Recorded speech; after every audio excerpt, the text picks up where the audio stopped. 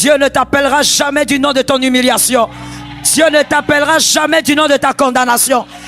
Maintenant, écoute pourquoi. Parce que Dieu n'est pas dedans. La condamnation là, c'est toi qui es dedans. C'est toi aussi qui trouves que c'est un problème. Mais Dieu, il n'est ni dans ta condamnation et il ne trouve pas aussi que c'est un dégât. Parce qu'il sait comment terminer l'affaire. Localise quelqu'un, dis-lui, Dieu ne m'appelle pas du nom de ma douleur. Jamais, ça n'arrive pas. Voilà pourquoi on ne pleure pas quand les gens te critiquent et te méprisent. La manière dont Dieu t'appelle est essentielle. Dieu ne t'appelle pas du nom de ta douleur, c'est ce qui compte. Est-ce que quelqu'un m'entend bien? Dieu appelle Agar, jamais esclave, jamais servante, Agar. Alors, l'humiliation, comme je disais, c'est le fait d'être privé d'un bonheur qui vous est dû. Mais on vous prive de ce bonheur de manière généralisée, toute la famille.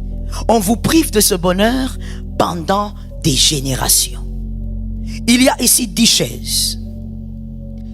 L'humiliation, c'est le fait que sur ta chaise, là où il y a ton nom, il y a autre chose. Et cette autre chose t'empêche tout au long de ta vie de t'asseoir sur cette chaise. Les autres vont se mettre, mais toi, quand tu veux accéder, ce qu'il y a sur la chaise te repousse. Tu peux être à 0 mètre de l'opportunité. L'opportunité te repousse. Parce que sur la chaise, il y a déjà quelque chose. Cette chose-là, c'est quoi? C'est ce qui s'est passé à l'origine. Les autres, même qui sont moins qualifiés que toi, vont s'asseoir. Mais toi, quand tu veux approcher, ça te repousse. Selon les condamnations diaboliques, tu es candidat à l'humiliation. Candidate à l'humiliation. Que Jésus te donne une victoire ce soir. Que cette victoire soit familiale. Ça tombe sur toi. Il y a les origines. L'origine représente ce mouchoir blanc. Les origines crient contre toi. Ces origines disent, même si il est à 0 mètre, il y a autre chose qui est placée là. Que Dieu nous soutienne. La vie d'humiliation, j'ai déjà commencé à le dire, se résumerait à 2 choses très simples. Ou 2 pensées très simples. La première, être ignoré là où il y a la chaise pour tous. Il y a une chaise pour tous, mais toi, ta chaise ne te reconnaît pas. Ta chaise t'ignore. Il y a une chaise pour tous, mais toi, quand tu veux t'asseoir, la chaise te refoule. Elle ne te connaît pas. Mon frère, tout trône sur la terre, lorsque le trône a son propriétaire, avant même que tu ne t'assieds, le trône doit te reconnaître. C'est ça, c'est spirituel. Ça, c'est pas nzoto, non. Ça, c'est spirituel. Toute chaise. Oh non, moi, je veux un travail à la fonction publique. Si tu dois avoir une chaise là, avant que l'on t'accepte, avant même que l'interview marche, la chaise là doit te reconnaître. Si la chaise ne te reconnaît pas, tu ne t'assieras pas. Ainsi, il y a des personnes remplies de relations, mais qui n'arrivent pas à s'asseoir. Ce n'est pas la relation qui te place. Tu sais que beaucoup de gens n'arrivent pas à comprendre. C'est pas la relation qui te place. C'est la chaise qui doit te reconnaître. Lorsque la chaise te reconnaît, tu t'asseoiras. Même après des années, tu vas t'asseoir. Que Dieu te l'accorde au nom de Jésus. Que jamais ce qui te revient t'ignore. Deuxième chose, l'humiliation, c'est que c'est être privé d'un bonheur que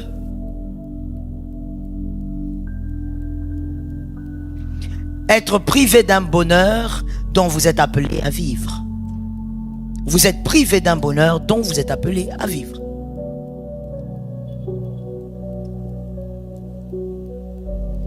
Et donc, Ces deux choses s'imposent dans toute une famille. Pourquoi? À cause de quelque chose qui s'est passé à l'origine. À cause d'une chose qui a eu lieu à l'origine. Et cette chose, elle est placée sur ta chaise. Cette chose représente un cadenas spirituel qui impose un système. Important de retenir ça pour la vie. Cette chose est semblable à un cadenas spirituel. Et ce cadenas impose tout un système dans ta vie. Tu vas tourner comme ça, tu tournes. Ta chaise, elle est là, mais tu n'arrives pas à t'asseoir. Mais j'étais à deux doigts d'avoir ça, mais ça te passe.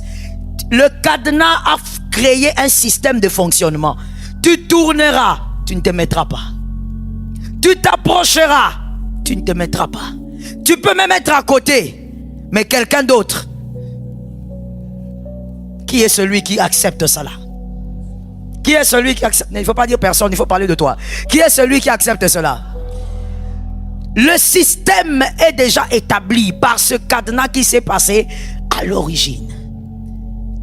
Tu as beau chercher, mais la chaise, elle est là. Il y a même pire encore. Oui, j'ai vu ça. Il y a pire, il y a vraiment pire. Je vais l'expliquer comme ceci. Venez s'il vous plaît. Tenez cette chaise comme ça. N'oubliez pas que ça, c'est le problème, l'affaire qui s'est passée à l'origine et qui a créé un système et qui bloque tout. Il y a des gens, j'ai vu, regardez ce qui se passe dans leur vie, que cette chaise me suive, alright?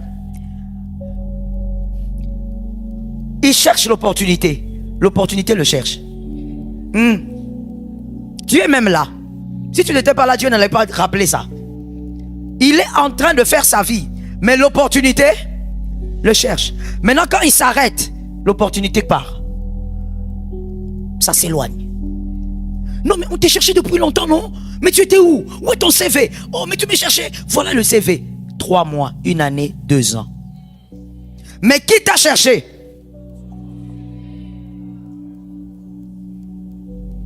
Non, mais je t'ai cherché depuis longtemps. Tu sais, on s'est séparés il y a quelques années.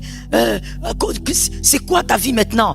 Vous étiez collègues de classe. Il te retrouve. Vous causez bien. Il te dit aussi qu'il est célibataire.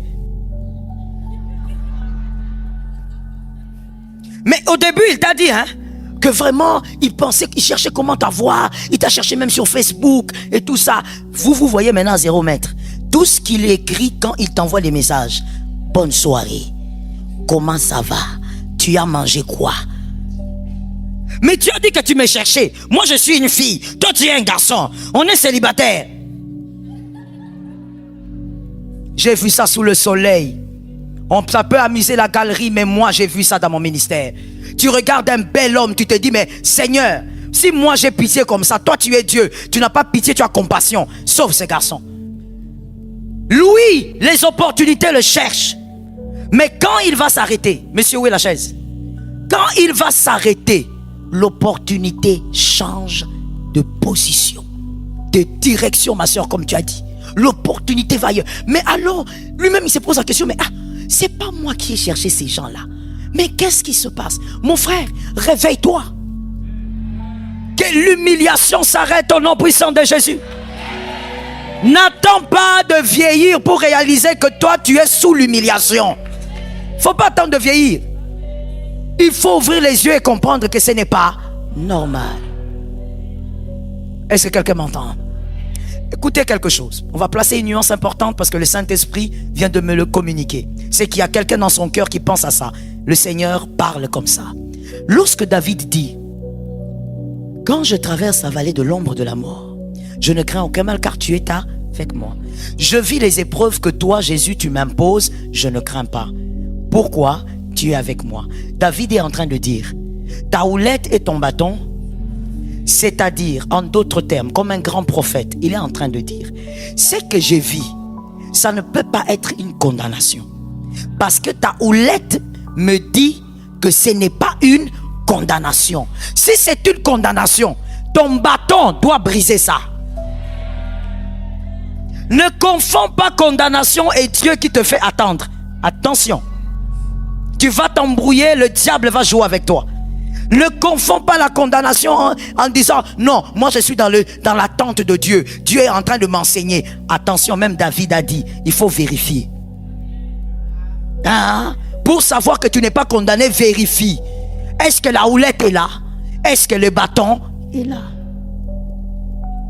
Toi tu dis que tu attends Dieu alors que la houlette de Dieu n'est pas là. C'est le diable qui te flagelle. Et laisse-moi te donner un autre signe qui peut t'aider à comprendre que ça, ce n'est pas l'épreuve. Ce n'est pas Dieu. Écoute, lorsque Dieu éprouve, il ne nous éprouve pas de la même manière. La même épreuve ne peut pas se passer dans la même famille. Même chez des jumeaux, Dieu ne les éprouve pas par la même épreuve. Quand tu vois la même chose circuler, ce n'est pas Dieu. Quelque chose d'autre est entré là-bas. Quelque chose que tu dois chasser ce soir in the name of Jesus. Que cette condamnation s'écroule.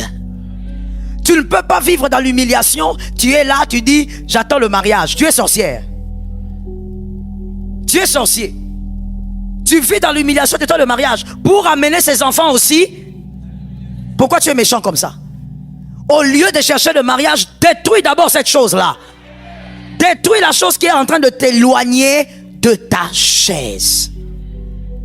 Que Dieu te donne la victoire. Aide-moi à regarder quelqu'un, dis-lui ce soir que Dieu te donne la victoire. Les origines de l'humiliation. Crée un système. Sois comme Anne. Ma prière ce soir est que tu sois comme Anne. Anne avait Elkana, mais elle savait que sa vie n'était pas normale. Elle avait un mari, elle avait des biens. La Bible dit on lui donnait le double de sa rivale. Toujours on donnait le double de tout. Mais elle a dit non, non, ça ce n'est pas normal. Je dois dépasser cette limite. Je dois avoir mon propre fils. Elkana arrive même jusqu'à dire, oh il y a des hommes bizarres. Il arrive même jusqu'à dire, mais pourquoi tu pleures beaucoup comme ça pour un garçon? Est-ce que moi là, je ne vaux pas cette fils? Non. Non. Tu ne vaux pas cette fils. Ton mari n'est pas ton fils. Est-ce que je peux ouvrir une parenthèse? Ton mari n'est pas... Donnez-moi un amen consistant. Donnez un autre amen pour ouvrir le ciel. Ton mari n'est pas ton fils. Il restera le fils de la maman de quelqu'un. La maman là, c'est elle sa mère. Il n'est pas ton fils. Ton fils, c'est ton fils. À qui tu pourras dire, chut, assieds-toi là. Écoute-moi maintenant. Mais celui-là qui a la barbe là, tu peux pas. Si tu oses insoumission, ce n'est pas ton fils. Voilà pourquoi quelque part, il ne faut pas te comporter avec un mari comme avec un fils. Oui, j'ai toujours dit, même quand on dit bébé, c'est au figuré. C'est un bébé mais qui est chef. Donc c'est au figuré. Il ne faut pas croire qu'il est vraiment bébé. Non, non, non, non. Il ne faut pas te comporter avec lui comme si c'était ton premier fils. Non. Il faut laisser à ton mari assumer ses responsabilités. C'est ça que je veux dire. Peut-être que tu n'as pas compris. Tu es en train de te poser la question. Mais le pasteur maintenant il veut dire quoi? On n'a pas compris. Il faut laisser à ton mari assumer ses responsabilités. Oui. Il ne faut pas le traiter comme s'il était ton fils aîné. Tu vas faire grandir dans la maison ou bâtir. Parce que toi la femme tu bâtis. Tu vas bâtir un irresponsable dans la maison. Chaque chose à sa place. L'amour ne doit pas détruire. Quand l'amour commence à détruire, ce n'est pas de l'amour. C'était une parenthèse, je la ferme. Que Dieu t'aide. Les origines qui crient contre vous. Parlons de ces origines. Les origines cause de l'humiliation. Qui crient contre vous. D'où peuvent venir ces chaînes d'humiliation? Ça peut bien venir d'où? 1. La malédiction d'un aïeul. La malédiction d'un aïeul, c'est-à-dire un grand-père ou un arrière-grand-père, en tout cas quelqu'un qui a précédé votre famille ou votre lignée, qui a lancé une malédiction, soit à ton père, soit à ta mère, à cause de quelque chose, ou soit à ton grand-père à cause de quelque chose. Nous avons Genèse 9, 25. Genèse 9, 25. Canaan a subi la malédiction à cause de son père, Cham. Son grand-père d'ailleurs, Cham. il a subi la malédiction. Il a subi la malédiction parce que celui-là, il avait commis une erreur. Et donc, la malédiction qui repose sur l'un des grands-pères peut attirer une chaîne d'humiliation. Ainsi que l'Éternel nettoie la famille. Quelqu'un a dit avec moi, heureusement que nous avons le sang de Jésus. Crois au sang de Jésus et vis le miracle. Deuxième origine, ça peut être dû à l'inceste du premier degré. L'inceste au premier degré peut créer la chaîne de l'humiliation. Donc ça ressemble à ce mouchoir que tu vois sur cette chaise. Cet inceste est devenu ce cadenas. Ça s'installe là. Tu es condamné à l'humiliation. Toi, tes frères, il y a des chaises que vous n'arrivez pas à avoir. Votre propre bonheur, mais vous êtes privé de ça. L'inceste au premier degré, c'est-à-dire on a le père et sa fille, par exemple, un père qui couche avec sa fille, on a deux frères qui couchent ensemble. Ça aussi, ce sont des choses qu'on a entendues, on a vécu dans le ministère pastoral. Une fille qui vous dit, j'ai couché avec mon frère. On était adolescents, frères biologiques, hein, même père, même mère. On couchait ensemble quand on était ados. Et puis voilà, ce sont des choses qui imposent l'humiliation.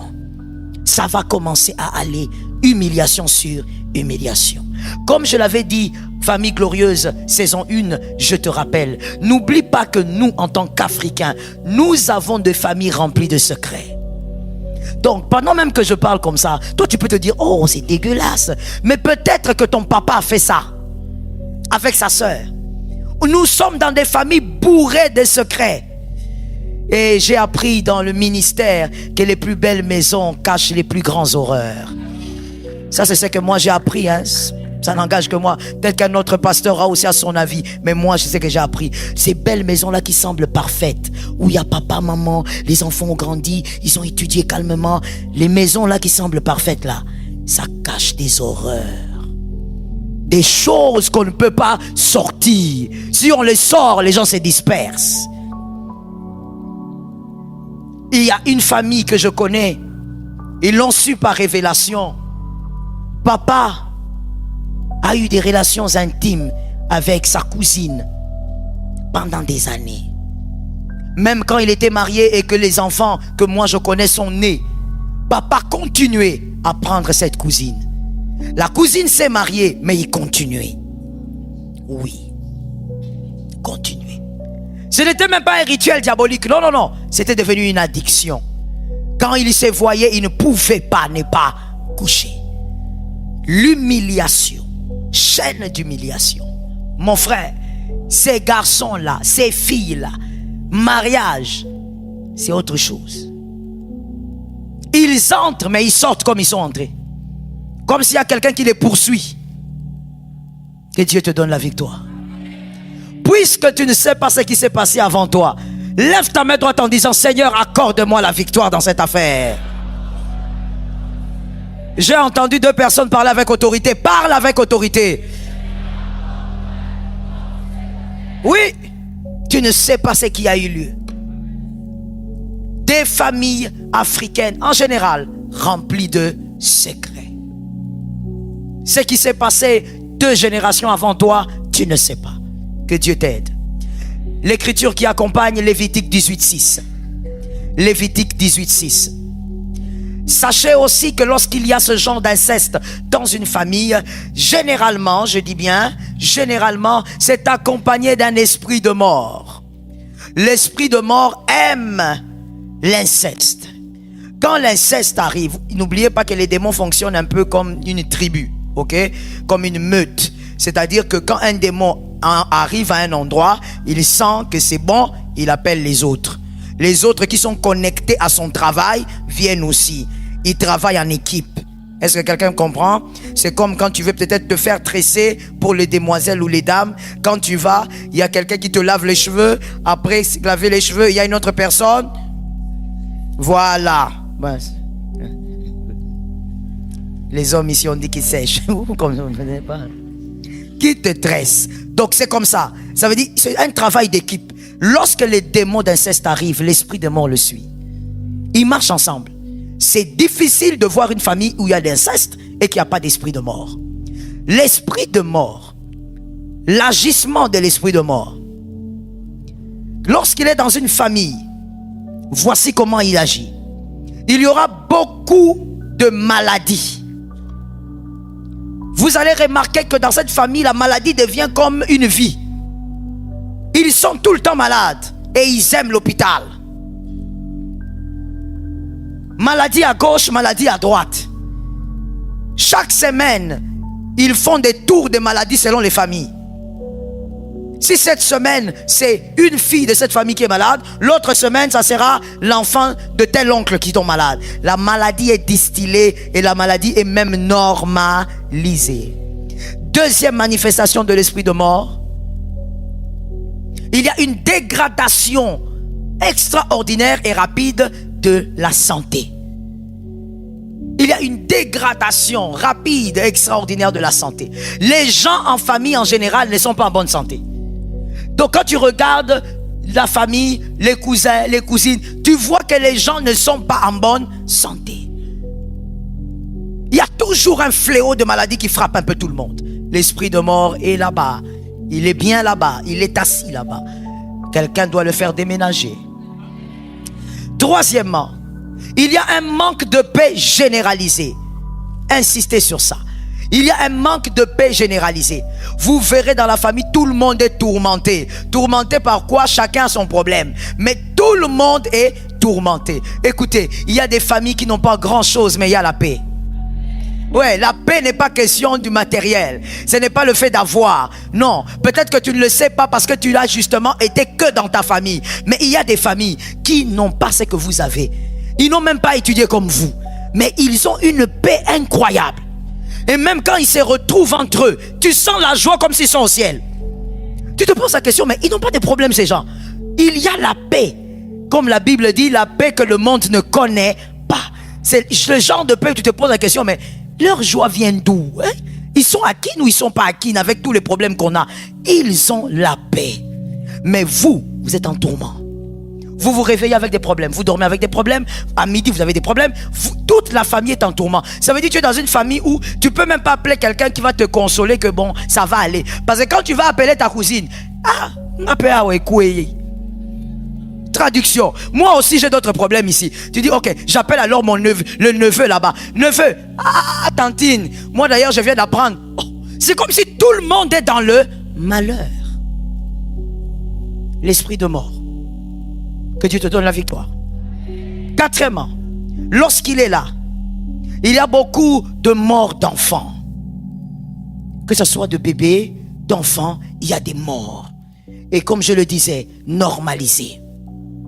Les enfants meurent à gauche, à droite. Oh, Tokufeli. Ah bon? Qui est mort? Oh, l'enfant de tel qui avait 3 ans. Ah. Oh, l'enfant de tel qui avait 6 ans. Oh. Non, elle était enceinte, elle était déjà à 8 mois. Elle a perdu les bébés. Ah. Non, l'enfant là de 12 ans est mort. Oh. Mais chez vous, c'est non. Donc vous êtes tellement habitués que ça ne vous étonne plus. Si quelqu'un meurt au contraire à 30 ans, à Collier. Traduction. Vous êtes étonné de voir quelqu'un grandir jusqu'à 30 ans. Parce que chez vous, 12 ans, 13 ans, 14 ans, vous êtes habitués de fabriquer des petits cercueils. Au nom de Jésus. Ok, chacun avec sa déclaration. Moi, je suis seulement le code de la victoire. Je disais au nom de Jésus. Il y a des choses qu'il faut refuser dans la vie. Lève-moi ta main droite parce que j'ai l'impression que tu n'as pas la foi. Je te communique ma foi. Au nom de Jésus, tu ne peux pas enterrer un enfant. J'ai aimé l'amen là. J'espère que dehors on a donné aussi un amen puissant. Il y a des choses qu'il ne faut pas normaliser. Aïe, aïe, aïe, aïe, aïe. Il y a des choses qu'il ne faut même pas laisser commencer. Quand ça commence, tu dis ok, vous voyez comme vous avez commencé, je ferme la barrière. Celui-là, c'est le dernier. Celle-là, c'est la dernière. Ma soeur, toi, depuis que tu as commencé à amener les gens chez ton papa, papa est même fatigué. Papa commence à trouver ça maintenant comme vraiment une blague. Tu as amené le gars clair. Tu as changé. Tu as amené le bois noir. Tu as changé. Café au lait. Tu ne fais que changer. La famille ne fait que recevoir des gars. Oui, c'est lui. Ils viennent, ils partent. Ils viennent. Dieu peut donner la victoire à quelqu'un? Est-ce que tu sais que quand je parle, il ne s'agit pas, parce que je vois quand je dis ça, les mariés me regardent comme ça. Je ne parle pas que aux mariés. Tu auras des enfants. Tu as des enfants. Tout le monde est concerné partout ici. Je dis, il y a des choses qui ne doivent pas arriver. Mon frère, si tu ne crois même pas que l'Éternel peut le faire, au nom de Jésus, je te communique même mon onction. Moi, j'ai amené un seul homme chez mon père. C'est lui mon mari. Je l'ai dit sur les réseaux. Attends, calme-toi, il ne faut pas calmer d'abord, papa. Attends. Je l'ai dit sur les réseaux, c'est-à-dire que tous les hommes qui me connaissent du monde, comme vous voulez, vont entendre. Donc, si c'est faux, quelqu'un va dire que ah, maman Joël, moi j'étais ton fiancé, c'est comment? Ah oui, donc je l'ai dit dans le monde. Le seul homme que moi j'ai amené à mon papa là que j'aime beaucoup, qui a la calvitie. Si je l'ai dit, c'est parce que je sais qu'il ne va pas suivre les directs. Je n'ai amené qu'un seul homme. Dans notre parcelle, je n'ai fait entrer qu'un seul homme. Timothée.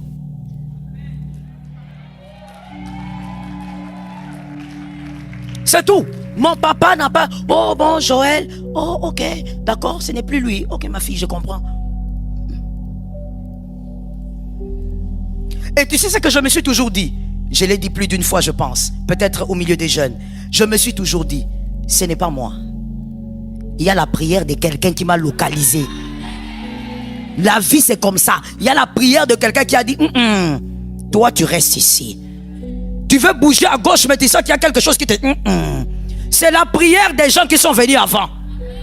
Alors, c'est pourquoi je disais, c'était pour te dire que toi-même qui m'entends, tu dois recevoir ça et fermer certaines choses. Ça ne doit pas arriver. On n'enterre pas d'enfants. Non, c'est l'enfant qui doit t'enterrer. Je vais mieux le dire, ce sont tes petits-enfants qui doivent t'enterrer. Au nom de... Il y a des choses, ça ne doit pas commencer. L'esprit de mort est à l'aise dans la famille. Il se balade, tu tombes enceinte, ça part. Oh, normal. Oh non, c'est pas grave, j'aurai un deuxième. Oh. Mais tu ne sais pas qu'il y a des gens qui n'ont jamais perdu des bébés. Maintenant, toi, tu n'es pas dans ces couloirs-là, pourquoi? Pourquoi toi, tu dois être privé du bonheur de ta destinée? Là où les autres se mettent, mets-toi aussi. C'est pourquoi j'ai mis cette chaise ici, là. Là où les autres s'assiedent, toi aussi, mets-toi. Tant que ce n'est pas diabolique, tant que ça ne t'amènera pas en enfer, mets-toi aussi à ta place. Oh, que personne ne vienne prendre ta place. Même pas ton jumeau. Tu es localisable. La cinquième chose qui montre la manifestation de l'esprit de mort. Les gens, c'est-à-dire les membres de la famille, de manière récurrente, font des songes des morts. C'est-à-dire, les gens sont entre les deux mondes. Où toi, dans tes rêves, tu vois plus les morts que les vivants. Et ça vient souvent. Ce n'est pas 2 fois. Non, ça arrive à tout le monde que 2 fois. Une fois, tu as fait le rêve de quelqu'un qui est déjà décédé. Ça arrive à tout être humain, je pense, sur la terre. Mais moi, je parle de ceux-là qui voient ça souvent. Toi, dans tes rêves, très peu, tu vois les vivants. Souvent, tu es avec des morts. De ta famille ou d'ailleurs. Ça voudrait dire que tu es entre les deux mondes. Écoute, lorsqu'on te communique souvent ce genre de rêve, on veut t'habituer aux deux mondes. Maintenant, écoutez-moi bien, c'est pour les hommes intelligents. Si on veut t'habituer aux deux mondes, alors que toi, tu es déjà dans le monde de vivant, on veut donc t'habituer à quel monde? On veut te tuer. En normalisant la mort ou en normalisant les morts, on est en train de t'amener là-bas. Par semaine, tu ne peux pas faire 5 fois où tu vois, 5 jours où tu vois des morts plus que les vivants. Il n'y a aucune relation entre les morts et les vivants. C'est l'écriture. Est-ce que quelqu'un m'entend? J'ai dit, tu peux faire ce songe 1 fois, 2 fois. Ça arrive à tout le monde. Je crois même aux petits enfants. Mais quand ça devient régulier, on te met dans 2 mondes. Tu appartiens au monde des vivants. Ça tombe sur quelqu'un d'intelligent. 3e origine. L'amour volé par l'un de vos aïeuls. L'amour volé par l'un de vos aïeuls. Le psaume 56, 9. Dans certaines versions, c'est le 7, 8 secondes, 9. L'amour volé par l'un de vos aïeuls.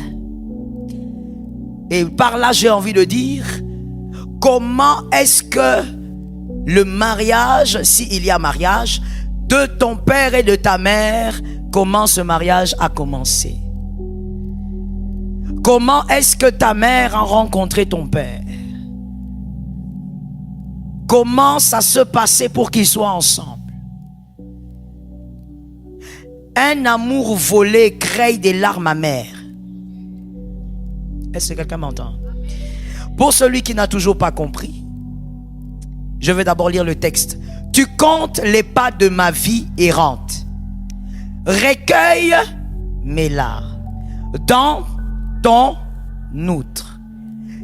Ne sont-elles pas inscrites dans... Qu'est-ce qui est inscrit? Les larmes. Les larmes. Attention aux larmes de quelqu'un. C'est plus dangereux que les paroles qui sortent de la bouche. Est-ce que ta mère a eu ce mariage en arrachant l'amour à quelqu'un? Est-ce que c'était la place d'une autre femme? C'est ça l'amour volé par un aïeul. Toi, tu es né, mais tu es issu d'un amour que ta maman avait volé à une autre femme, que ton papa avait volé à un autre mari. Ta mère était la femme de quelqu'un. Ton papa a voulu faire le gros dos. Il a pris de force. Ou peut-être ils ont commencé une relation illicite et finalement ils ont décidé de vivre ensemble. Beaucoup de couples d'une certaine époque, beaucoup de couples ont commencé comme ça. Est-ce que quelqu'un m'entend? Les enfants naissent, les enfants grandissent, mais les enfants oublient de savoir comment tout a commencé. Mais constate, j'ai dit qui oublie? Les enfants. Mais toi, tu n'es pas un enfant. Voilà la différence. Aujourd'hui, toi, tu es adulte, tu es mature. Tu dois savoir comment ça a commencé. Si maman ne te dit pas la vérité pour protéger son mari ou pour protéger leur histoire, il y a un Dieu. Parce que Dieu n'acceptera pas que tu restes comme... C'est pas pour humilier ton papa. Non, ça sera pour briser quelque chose. Tant que tu ne briseras pas cette origine, l'humiliation va continuer. Je veux toucher là où ça blesse, mais je suis obligé. Ta mère était 2e femme. Tu es déjà dans un problème. Dieu ne connaît pas les 2e mariages. Et quand je parle 2e, je ne parle pas d'un veuve ou d'une veuve ou d'un veuf. Je parle, comme on disait à une certaine époque, en tout cas à la nôtre. Premier bureau. Dieu ne connaît pas ça. Dieu ne connaît que la première alliance. Oh non, non, non, c'est moi aussi. Non, maman, il faut arrêter de t'agiter. La vérité ne changera pas parce que toi tu le veux. La vérité est que Dieu ne connaît pas la 2e. Ta maman était 2e femme. Tu es victime de ceci. Même si on lui avait acheté des biens, même si on l'avait installé, les larmes de la première réclament l'humiliation chez vous. Je veux le dire, même si c'est écœurant, mais c'est la vérité. Il y a une famille que je connais, et d'ailleurs tant mieux parce que quand je veux raconter brièvement cette histoire, les personnes ne pourront pas se reconnaître parce qu'il y a tellement de familles qui sont dans le même cas. La maman était deuxième femme à l'époque de Mobutu. Le mari meurt. La maman reste avec ses enfants. Les filles se marient. Mais aujourd'hui, toutes sont divorcées. Sans exception. Les larmes d'une femme qui a la matrice, il ne faut pas rencontrer ça. Est-ce que quelqu'un m'entend bien? Tu as ta copine, toi qui es là aujourd'hui. On ne parle même pas des aïeuls, mais toi tu fais ça aujourd'hui. Tu as ta copine, elle te présente quelqu'un. Toi tu regardes, tu dis, il me correspond. Les genres d'hommes que moi j'aime. Tu fais des manigances et tu te retrouves là. Celle-là part. Même si ce n'était pas un mariage officiel, on te l'a présenté comme étant la personne appartenant à, voulant épouser. C'est que tu as fait là, les larmes.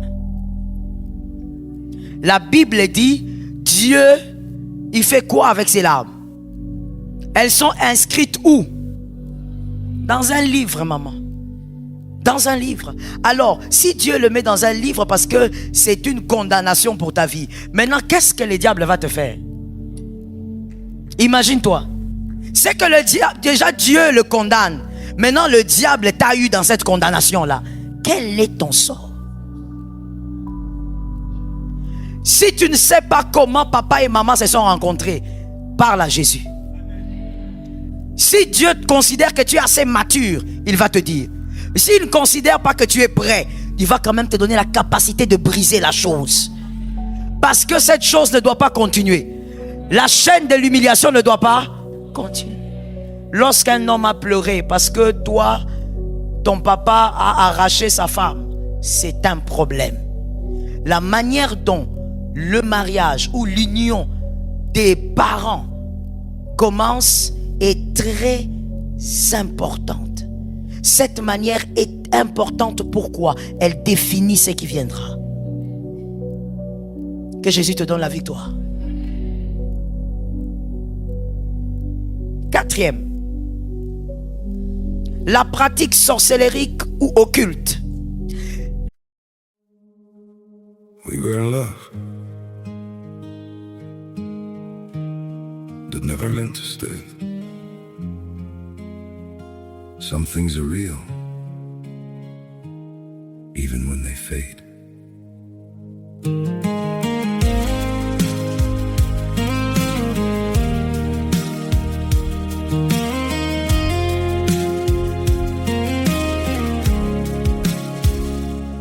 I used to think if we kept holding on, we could bend the truth somehow.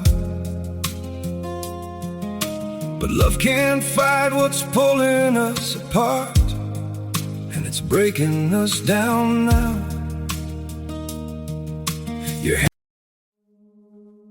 We were in love that never meant to stay. Some things are real, even when they fade.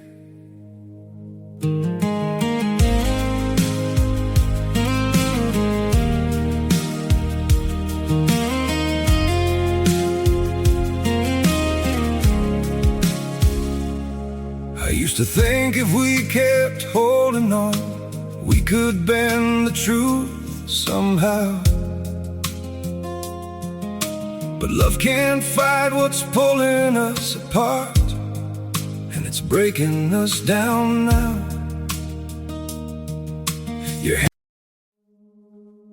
We were in love that never meant to stay. Some things are real, even when they fade.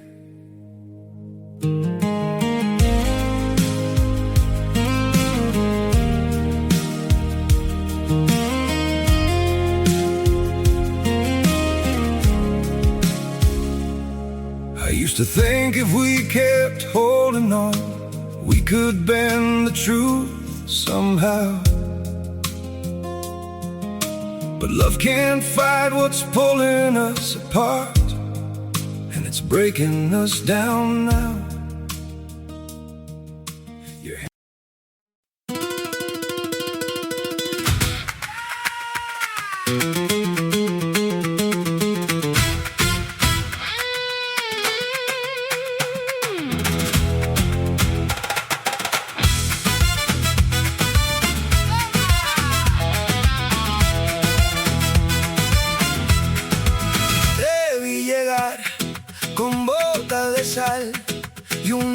rosa roja pegada al cristal. Tu boca dijo, ven sin pensar, y el patio entero se puso a temblar. Ay, mírame bien, que ya voy cayendo. Tu forma de arder me va desarmando, y cuando tú das ese paso lento, se me va la voz, se me va el aliento. Fuego en la mesa, fuego en la mesa, tú y yo. Fuego en la mesa y nadie nos frena. Fuego en la mesa, fuego en la mesa, quédate. Fuego en la mesa hasta que amanezca. Cruza la sala como un puñal, tus manos juegan con mi ansiedad. La noche sabe lo que va a pasar, si tú me miras yo voy a saltar. Ay, mírame bien, que ya estoy listo. Tu nombre en mi piel suena a destino, y cuando tú das ese paso lento, se rompe la calma, se rompe el silencio. Fuego en la mesa, fuego en la mesa, tú y yo. Fuego en la mesa y nadie nos frena. Fuego en la mesa, fuego en la mesa, quédate. Fuego en la mesa hasta que amanezca.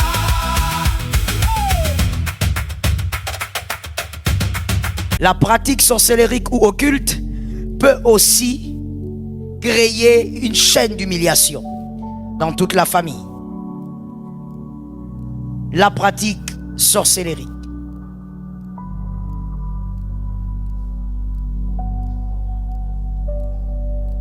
La pratique sorcellérique, généralement, quand elle veut imposer l'humiliation dans la famille, elle procède de plusieurs manières.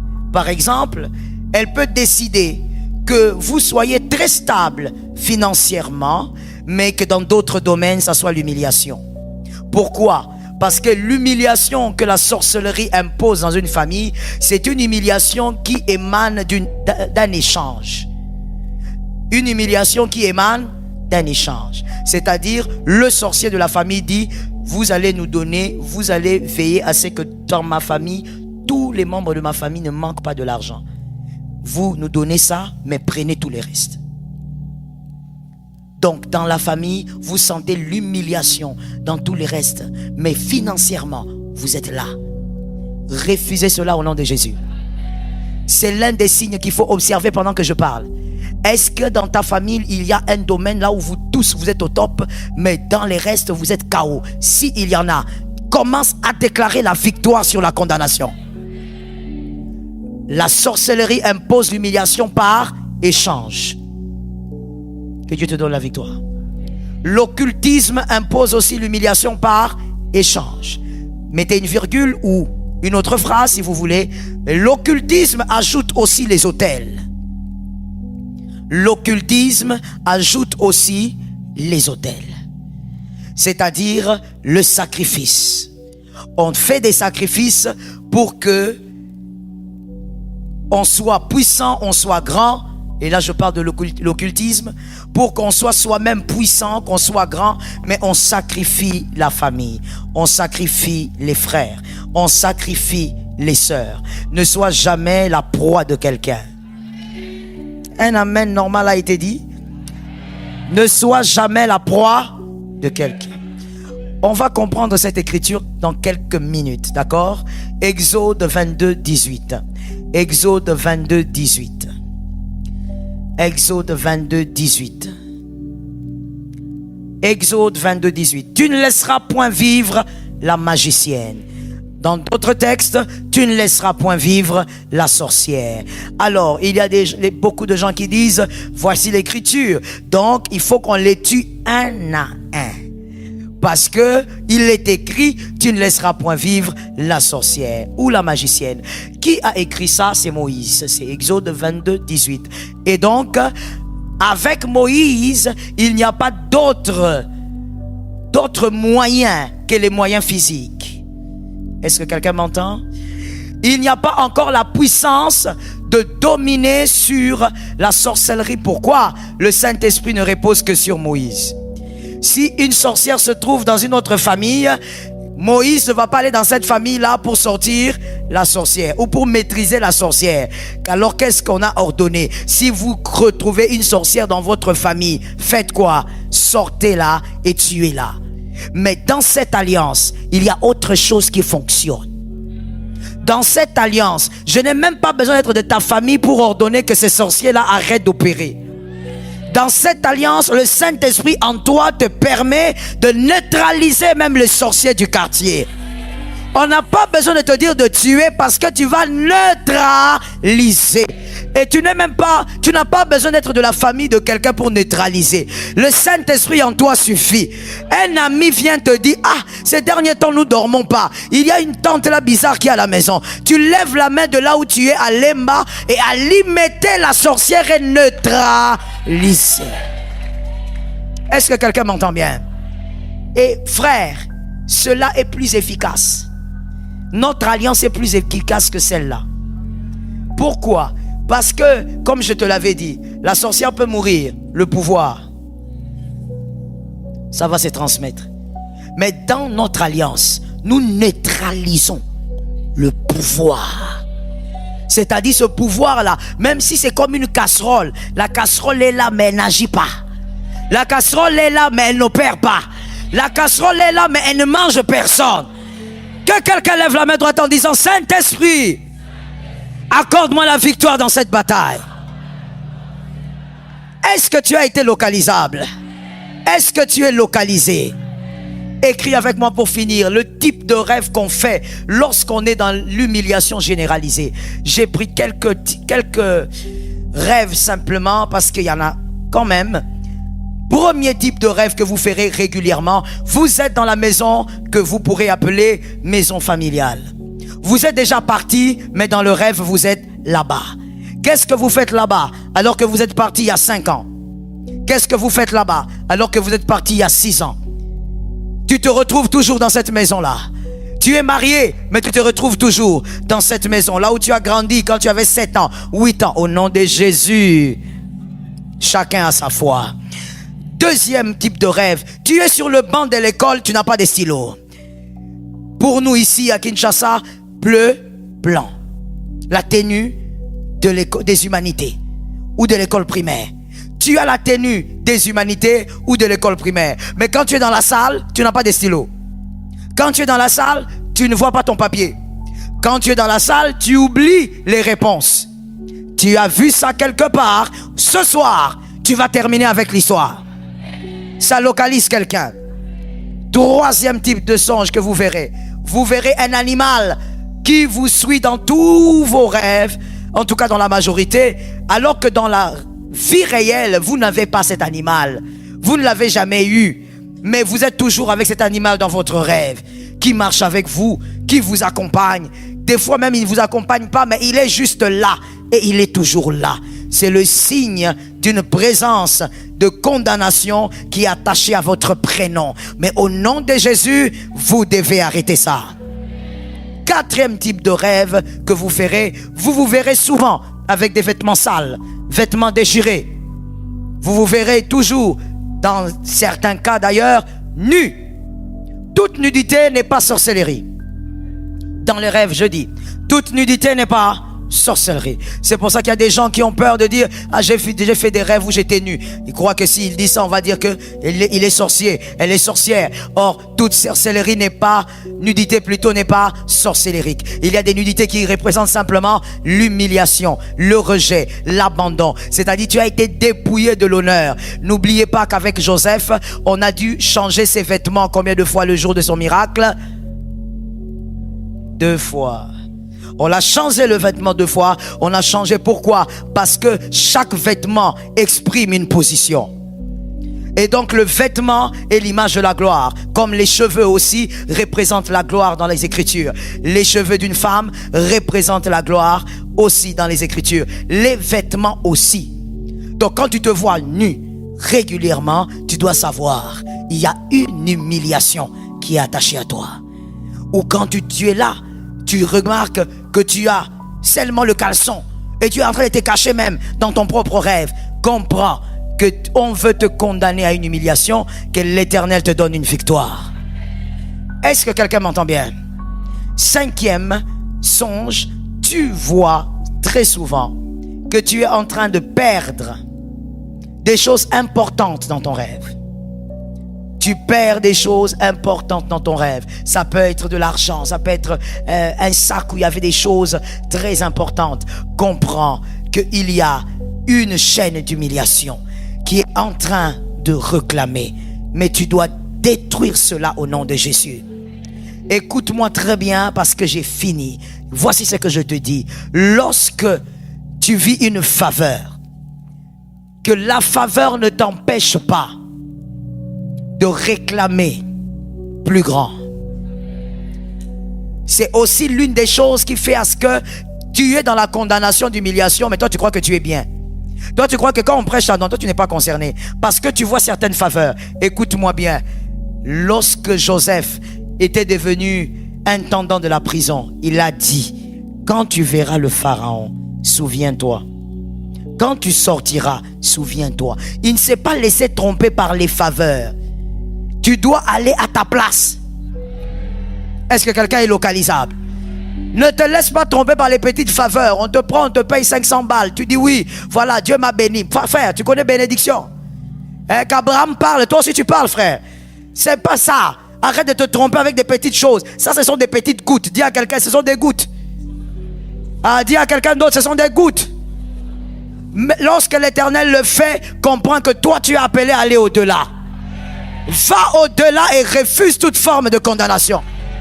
Qu'aucune faveur ne soit comme un calmant pour toi. Oh, ne te calme pas là, va là où l'Éternel t'attend. Ta chaise, tu dois la posséder. Ta chaise, tu dois t'y asseoir. Ta chaise, tu dois t'installer. Si elle te suit, elle doit te reconnaître. Elle doit se soumettre à ta personne. Laisse-moi te dire, ta chaise doit citer ton nom.